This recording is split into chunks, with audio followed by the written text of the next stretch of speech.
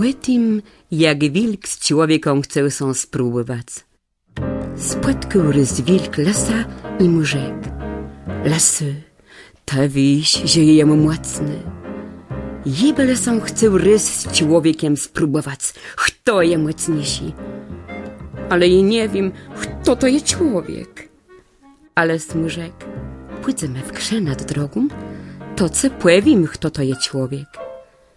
Jak oni w tych krzach sedzele, to szło jedno dziewczątko, a wilk są pity: Lasy, je to człowiek?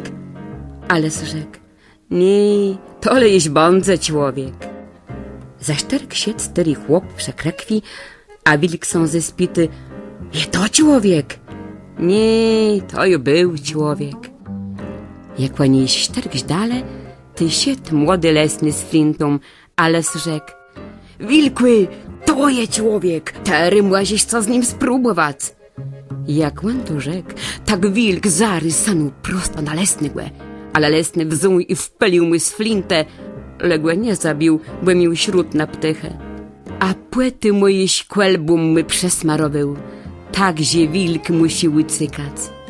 Jak on przesiedł, tyle z głosą spytał: na, ktoś je mocniejszy, ta czy człowiek? A wilk rzekł: widzisz, lasy, jak was drży mój łeb, jednak człowiek je mocniejszy od mnie.